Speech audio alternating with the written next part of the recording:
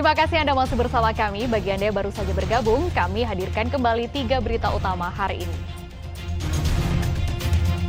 9 rumah di Jalan Macini Tengah, Lorong 4, Kota Makassar terbakar.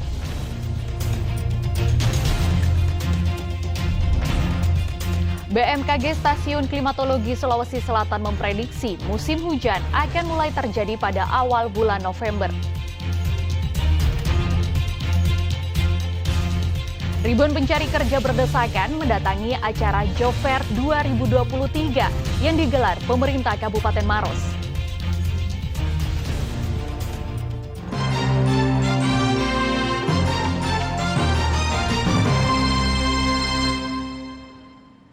Badan Meteorologi, Klimatologi, dan Geofisika (BMKG) Stasiun Klimatologi Sulawesi Selatan di Kabupaten Maros memprediksi kemarau panjang masih akan terjadi hingga awal Desember akibat adanya fenomena El Nino.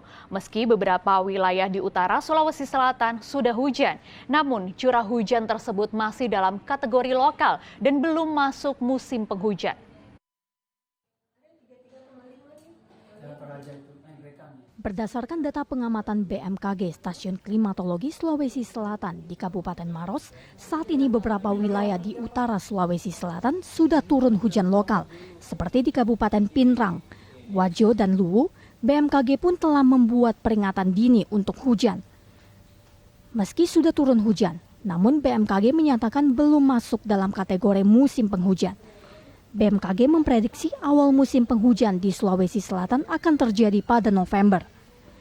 BMKG menyebut penyebab kemarau ekstrim yang terjadi pada tahun ini akibat adanya fenomena El Nino yang melanda seluruh wilayah di tanah air.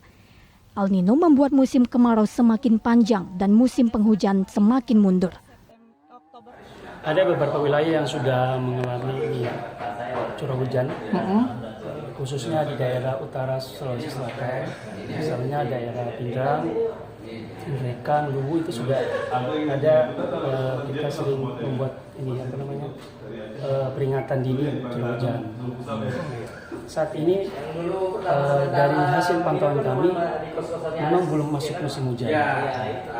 Sebagaimana hasil pantauan kami tadi, yaitu pada November 2 atau 3 November, kejadian 2 atau 3 November itu baru masuk musim hujan. Berarti kemarau ini masih terjadi sampai November, Pak? Iya, dari hasil pantauan kami sampai November, mungkin bahkan sampai awal Desember. Kalau kita lihat fenomena hujan tanggal 18, 19 ini, itu kami prediksi, dari hasil analisis kami, dari tanggal 18 sampai tanggal 23, kita akan kayak mengalami gini, kayak ada awan gitu kan.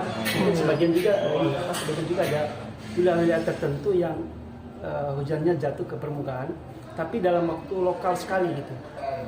Kalau yang Khusus di Kabupaten Maros, BMKG memprediksi belum terjadi hujan. Namun jika terdapat laporan masyarakat mengenai adanya hujan di beberapa kecamatan, curah hujan tersebut hanyalah hujan lokal sebagai dampak dari peralihan musim. Raisa Habu melaporkan dari Kabupaten Maros.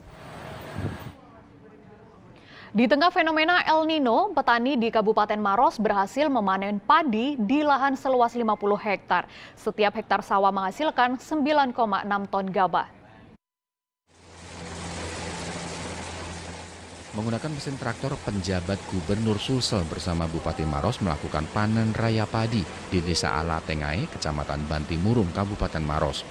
Di tengah terjadinya fenomena El Nino dengan luas lahan 50 hektar, para petani bisa menghasilkan 9,6 ton gabah per hektar.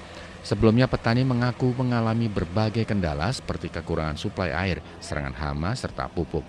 Kami bersyukur seperti kata Pak Bupati tadi.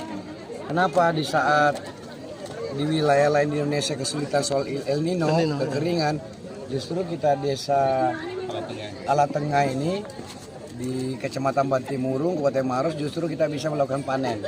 Artinya ada manajemen tata kelola air yang baik yang dilakukan oleh pemerintah daerah, masyarakat, dan Kementerian Pertanian yang ada di sini, di wilayah sini bersama pertanian. Bagaimana untuk hasil panennya, Pak? Dengan hasil seperti ini, yang kita bisa dapat informasi sini yang luar biasa, ada proyek percontohan yang sedang dilakukan di wilayah di tempat sini. Itu biasanya per hektar itu kan bisa 5-6 hektar gitu. maksimal 7 hektar gitu. Ini ada produk baru yang dihasilkan, varietas baru yang hari ini kita lihat ini bisa sampai 9,6 tapi mungkin 8,7 8,8 hektar ini 8 ton lebih per hektar. Ini kan luar biasa kalau Dalam 1 tahun, para petani di Desa Alak Tengah ini mampu melakukan panen hingga 3 kali. Raisa Habu melaporkan dari Kabupaten Maros. Ribuan pencari kerja berdesakan mendatangi acara Job Fair 2023 yang diadakan pemerintah Kabupaten Maros pada Jumat pekan lalu. Sedikitnya ada 1.300 lowongan pekerjaan dari 27 perusahaan yang ikut serta dalam bursa kerja kali ini. Ribuan pencari kerja berdesakan memenuhi mal pelayanan publik yang diadakan pemerintah Kabupaten Maros. Banyaknya pencari kerja yang membludak menyebabkan saling dorong antara petugas Satpol PP dan para pencari kerja. Sedikitnya ada 27 perusahaan membuka 1.300 lapangan kerja di berbagai bidang. Para pekerja begitu berharap mendapatkan pekerjaan sesuai kemampuan dan latar belakang pendidikan mereka. Bupati Maros mengatakan setiap tahun pemerintah Kabupaten Maros melaksanakan job fair untuk memfasilitasi para pencari kerja sehingga bisa mengurangi angka pengangguran pasca pandemi COVID-19. Setiap tahun kita melaksanakan kegiatan job fair.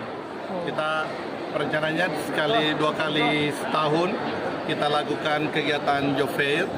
Dan alhamdulillah job fair kali ini diikuti oleh 30 perusahaan dengan lowongan sekitar 1.300-an lowongan. Ya. Untuk calon pendaftar sendiri, apakah ada juga yang dari luar atau yang diprioritaskan khusus Maros? Ya, kita prioritaskan untuk teman-teman di masyarakat di Maros. Ya, tapi juga kita tidak menutup menghalangi bagi memang misalnya standarisasi yang diharapkan oleh perusahaan itu belum terpenuhi dan masih ada lowongan itu bisa dari luar bisa diam. Pak, banyak mau ngapain di sini, Pak? Berkas lamaran kerja. Bagaimana tadi? Sulit gak untuk bisa masuk ke sini? Sempat saling dorong-dorong ya? Lumayan. Tapi memang banyak pendaftar. Banyak.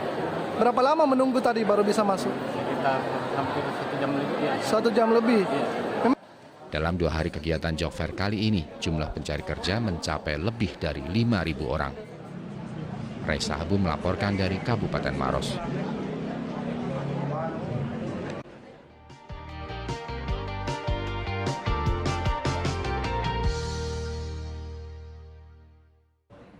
Informasi tadi mengakhiri jumpa kita. Atas nama rekan yang bertugas, saya Frin Mariana mengucapkan terima kasih atas kebersamaan Anda. Selamat beraktivitas dan sampai jumpa.